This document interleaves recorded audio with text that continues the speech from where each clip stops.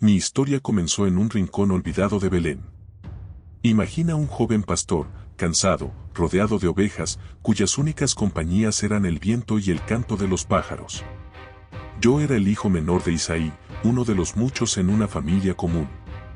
No tenía riqueza ni poder, ni siquiera un lugar destacado en la sociedad. Solo mis hermanos mayores parecían ser los que llamaban la atención. Ellos eran fuertes, valientes, cualidades que pensaba que Dios buscaría en un líder. Pero, como me di cuenta poco después, lo que los hombres valoran no siempre es lo que Dios ve. Una tarde, cuando las sombras ya comenzaban a alargarse sobre las colinas, algo extraordinario sucedió. El profeta Samuel, conocido por ser el portavoz de Dios, llegó a nuestra casa. En ese momento, la gente pensaba que Samuel solo tenía un mensaje para mi padre o para mis hermanos, pero yo, el pequeño David, no imaginaba que en realidad ese mensaje era para mí. Samuel venía con la misión de ungir al nuevo rey de Israel, un rey que no se había elegido según la apariencia o las expectativas del pueblo, sino por el corazón. Samuel miró a cada uno de mis hermanos con atención, observando sus características, su fuerza, su estampa.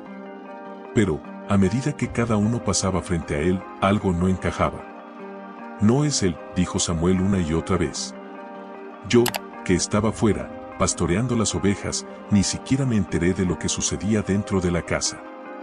Pero, en ese instante, algo cambió. Mi padre me llamó y, aunque no entendía el motivo, regresé rápido. Cuando entré, Samuel no dudó ni un segundo. Este es el elegido, dijo con una seguridad que jamás había visto en su rostro. Esa unción, ese aceite derramado sobre mi cabeza, marcó el inicio de algo más grande que yo mismo. La gente veía a un joven sin experiencia ni cualidades reales para gobernar. Sin embargo, Dios no miró lo que los hombres miran, ni edad, ni apariencia, ni humildad. Él miró mi corazón. Fue Él quien me eligió, no por lo que parecía ser, sino por lo que en realidad soy. Mi vida cambió en ese preciso momento, pero entonces, no sabía lo que eso significaría. Ni siquiera imaginaba lo que el futuro depararía. Así comenzó mi historia. No desde un trono, ni desde un palacio, sino desde un campo, cuidando ovejas. Ese fue mi primer reino, el primer lugar donde aprendí a escuchar la voz de Dios. Y aunque el camino hacia el reino de Israel sería largo y lleno de desafíos, este fue el primer paso de una historia que cambiaría no solo mi vida, sino la de toda una nación. Pocos saben que mi encuentro con el rey Saúl fue el comienzo de mi ascenso en Israel. Fue una época de incertidumbre para nuestro pueblo, pues Saúl, aunque inicialmente ungido por Dios, comenzaba a alejarse de su voluntad. Sus decisiones eran erráticas y su corazón se llenaba de miedo y celos. Fue entonces cuando alguien sugirió que me llevaran a su corte. Yo, que nunca imaginé estar en palacio, me vi de repente frente al rey de Israel. Mi papel, aparentemente pequeño, era tocar el arpa para aliviar su espíritu atormentado por un mal espíritu que lo atormentaba. Cuando mi música comenzaba a sonar, algo cambiaba en él, su rostro se relajaba y, por un momento, el tormento que lo agobiaba desaparecía. No sabía por qué, pero algo en mi música parecía tocar su alma de una manera que nadie más podía. Al principio, mi relación con Saúl fue tranquila, casi como la de un servidor a su rey. Pero mientras mi fama crecía, algo comenzó a cambiar. Los cantos de las mujeres de Israel, que coreaban mi nombre al regresar de una batalla, comenzaron a llenar las calles. Saúl mató a sus miles, pero David a sus 10.000. Esa frase, aunque celebratoria para mí, comenzó a hacer eco en el corazón de Saúl de manera peligrosa. La admiración del pueblo, que antes era dirigida a él, ahora se volcaba sobre mí. Puedo recordar claramente aquel momento en que Saúl me miró con una mezcla de desconcierto y recelo. Mi habilidad en la música, que antes lo había aliviado, ahora parecía no ser suficiente para calmar el mal espíritu que lo atormentaba. Pero algo más lo perseguía, el miedo. Saúl temía que mi fama, mi habilidad y el cariño del pueblo pudieran despojarlo de su trono. Poco a poco, su mirada cambió. Ya no veía a un joven músico, sino a un competidor. Comenzó a sentirme como una amenaza, y pronto esa amenaza se convertiría en una persecución implacable. Lo que comenzó como una relación de servicio y respeto se transformó en una amarga rivalidad. Saúl, en su corazón, ya no veía en mí a un aliado, sino al futuro rey que Dios había elegido. Y mientras mi relación con el rey se volvía más tensa, el pueblo continuaba celebrando mis victorias, mi destreza con el laúd y mi liderazgo. Pero la sombra de la envidia de Saúl nunca se apartó de mí. Sabía que, tarde o temprano, algo más grande que la música tendría que entrar en juego. La vida en la corte de Saúl se tornaba cada vez más peligrosa. Aunque era reconocido como un héroe en el corazón del pueblo, la amenaza de Saúl me perseguía. Pero ese conflicto personal quedaría en un segundo plano cuando me vi frente al desafío más grande de mi vida. Era una mañana como cualquier otra cuando los filisteos, nuestro eterno enemigo, desafiaron a Israel. En lugar de librar una batalla como siempre, un gigante, un hombre llamado Goliat, salió de las filas enemigas y, con voz retumbante, retó a nuestro ejército. «Elijan a un hombre que se atreva a pelear conmigo», rugió, y las tropas de Israel se quedaron inmóviles, aterradas ante su estatura y fuerza. Nadie en nuestro ejército se atrevió a enfrentarlo, pues Goliat era un gigante, un guerrero formidable. Durante días, su voz resonó como una sombra sobre nuestras tropas, sumiéndonos en la desesperación. Pero yo, que por entonces ya había conocido el poder de Dios, no podía quedarme de brazos cruzados. Recuerdo cómo me acerqué a Saúl con una mezcla de determinación y fe. ¿Por qué todos se esconden? Yo iré y pelearé contra ese gigante, le dije. La sorpresa fue evidente en su rostro. Yo, un joven pastor sin entrenamiento en la guerra, ¿cómo podría derrotar a semejante enemigo? Saúl, en su desesperación, me ofreció su propia armadura, pero yo la rechacé.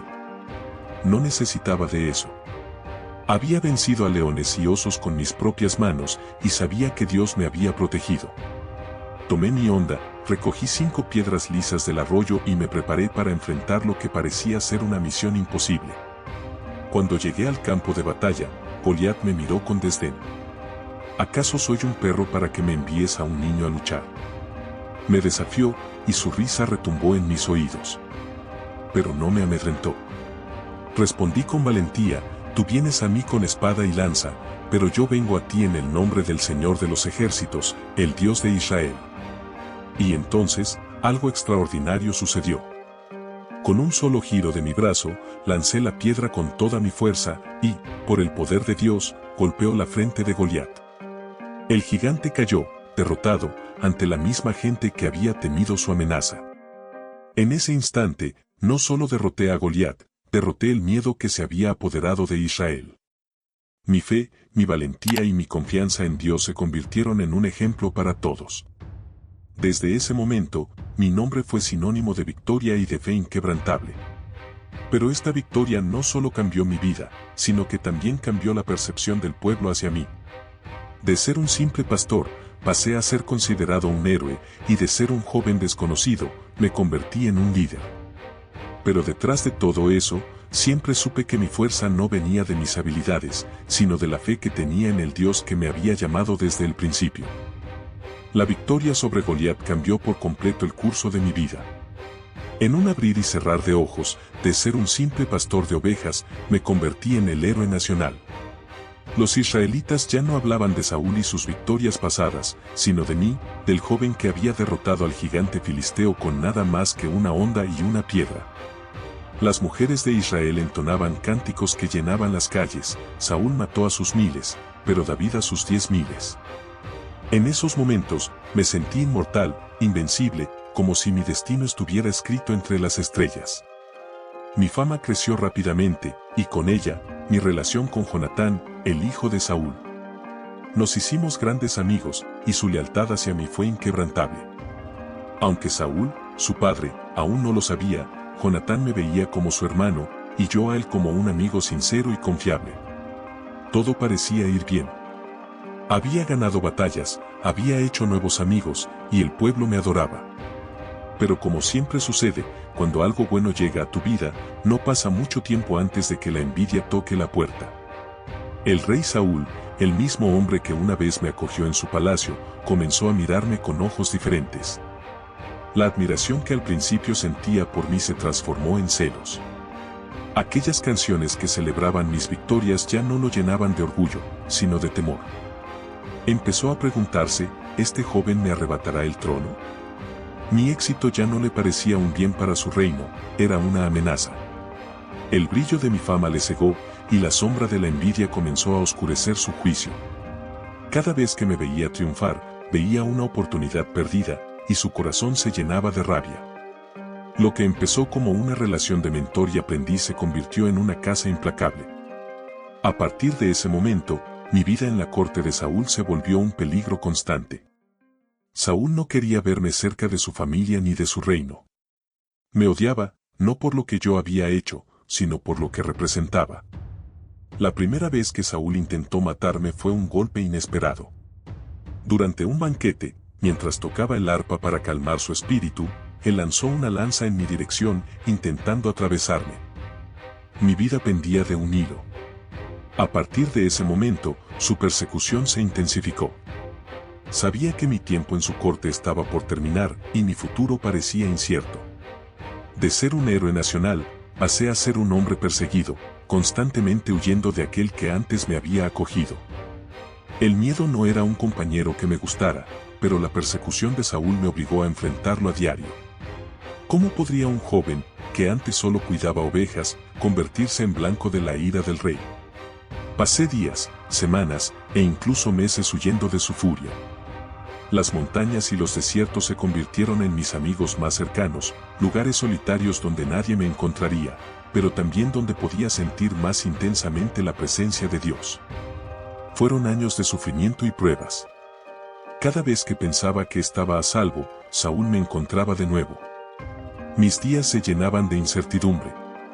No solo tenía que enfrentarme al hombre que una vez consideré mi mentor, sino que además, las circunstancias me empujaban a cuestionar la fidelidad de aquellos que me rodeaban. ¿A quién podía confiar? ¿En quién podía descansar? Mi vida era una constante huida, un juego peligroso de esconderme y esperar lo peor. Pero en medio de ese caos, aprendí algo fundamental: confiar en Dios era mi único refugio. Fue en esos momentos difíciles donde mi fe se profundizó. No tenía una corona, ni un ejército poderoso que me protegiera, solo una confianza sólida en que Dios me guiaría. Recordaba las veces que había sido ungido por Samuel y me aferraba a esa promesa. Saúl podía intentar matarme, el reino podía estar en guerra, pero mi destino no dependía de los hombres, mi destino estaba en las manos de Dios. Había noches que pasaba en cuevas frías, huyendo por mi vida, pero no perdí la esperanza. Cada vez que parecía que todo estaba perdido, Dios me daba un nuevo respiro. Recuerdo una vez, cuando me encontré cara a cara con Saúl en una cueva. Estaba justo frente a él, y tenía la oportunidad de matarlo, de poner fin a su persecución de una vez por todas. Pero en ese momento, mi fe me frenó. No toques al ungido de Dios, me susurró mi conciencia. En lugar de matarlo, simplemente corté un pedazo de su manto, y con eso, mostré al rey que yo no era su enemigo. Era un acto de misericordia, y aunque Saúl no lo entendió en su corazón, yo sabía que mi fe en Dios me mantenía recto. Después de tanto tiempo huyendo, el cambio llegó de manera inesperada. La muerte de Saúl y sus hijos en batalla fue un golpe devastador para Israel. La tragedia del rey no solo acabó con su reinado, sino también con la amenaza que representaba para mi vida. Por fin, el Dios que me había protegido en cada paso, me abrió el camino hacia lo que parecía ser lo imposible, el trono de Israel. El pueblo de Judá me ungió como su rey, reconociendo que mi tiempo había llegado. Fue un momento de gran emoción y también de reflexión. ¿Cómo había pasado de ser un pastor de ovejas, despreciado por mi propio rey, a ser ungido como rey de Judá? Pero sabía que no era por mis propios méritos, sino porque Dios había preparado ese momento para mí. Aunque mi camino hacia el trono fue complicado y lleno de obstáculos, incluyendo la resistencia de los seguidores de Saúl, sentí la mano de Dios guiándome en cada decisión. Había atravesado tantos años de dificultades, pero finalmente, el reinado que me había sido prometido se hizo realidad. La vida me había enseñado mucho, y ahora era el momento de liderar con sabiduría, humildad y fe. Tras ser ungido rey de Judá, mi reinado aún no estaba completo. Había un desafío aún mayor por delante, unificar a todas las tribus de Israel bajo un solo gobierno. Y para eso, necesitaba tomar la ciudad que representaba el corazón de la nación, Jerusalén. Jerusalén no solo era una ciudad estratégica, sino también un símbolo de unidad y poder. Sin embargo, la ciudad estaba en manos de los jebuseos, un pueblo fuerte y orgulloso que se sentía seguro en sus murallas. Los jebuseos pensaban que su fortaleza era impenetrable, y cuando me preparé para atacar, muchos dudaron de que pudiera lograrlo. Pero en mi corazón sabía que este no era solo un asunto de ejército y fuerza, era una cuestión de fe. Con la ayuda de mis hombres, ideamos una estrategia única para tomar la ciudad. Mientras muchos pensaban que sería imposible, mi confianza en Dios era más grande que cualquier obstáculo físico. A través de una táctica audaz, logramos infiltrar la ciudad y tomarla. Jerusalén fue conquistada, y con ello, se consolidó mi reinado. En lugar de destruirla, elegí hacer de Jerusalén la capital de mi reino, un lugar donde mi gobierno y mi fe podrían florecer. Pero lo más significativo de esa conquista no fue solo el control de una ciudad, sino el acto simbólico de traer la presencia de Dios a ese lugar. Decidí traer el Arca de la Alianza, el símbolo más sagrado para Israel, a Jerusalén. Esta fue mi manera de declarar que mi reinado no se basaba en poder humano, sino en la fe y en la voluntad de Dios. Al traer el arca, uní a las tribus de Israel bajo un mismo propósito, bajo la misma fe. Jerusalén se convirtió no solo en la capital política de Israel, sino en el centro de adoración, el lugar donde el pueblo se reuniría para alabar a Dios. Este fue un momento de victoria, pero también de dedicación. Sabía que, al conquistar Jerusalén, no solo estaba consolidando un reino en la tierra, sino también dando forma a un legado espiritual que perduraría para siempre. A partir de allí, Jerusalén sería el corazón de Israel, un lugar donde la fe y el liderazgo se encontrarían y se fortalecerían mutuamente. Con la victoria de Jerusalén y la consolidación de mi reino, algo aún más grande se desató. Un día, mientras me encontraba en mi palacio, Dios me hizo una promesa que cambiaría el curso de la historia de Israel para siempre. Me dijo, tu linaje será eterno, y de tu descendencia vendrá un rey cuya realeza nunca tendrá fin. Fue un momento tan profundo, tan lleno de esperanza y poder, que mis palabras no podían describir el peso de esa promesa.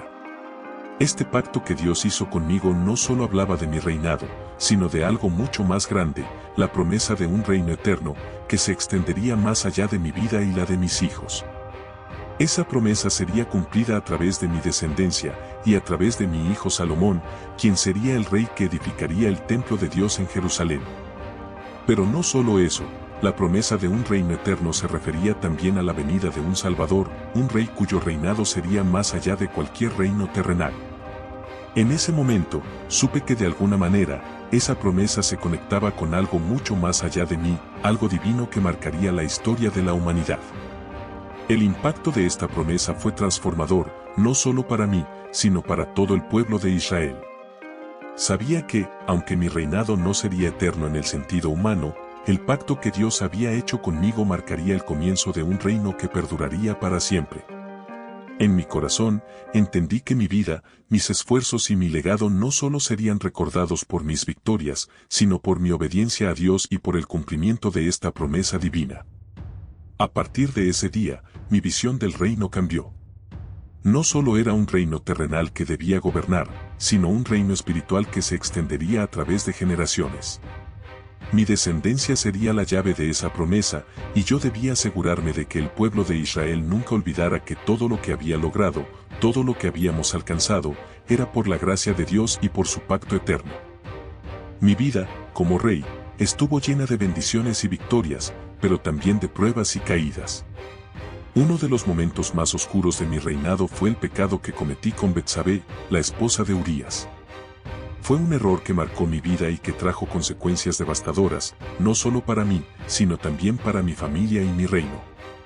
Fue en un momento de debilidad, cuando mi ejército estaba en guerra, que decidí quedarme en Jerusalén.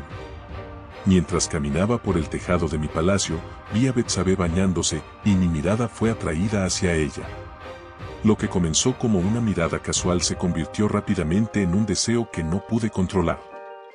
Llamé a Betsabé y, a pesar de saber que era la esposa de Urías, uno de mis hombres más leales, cometí adulterio con ella. El pecado no terminó allí. Cuando Betsabé quedó embarazada, traté de ocultar mi falta.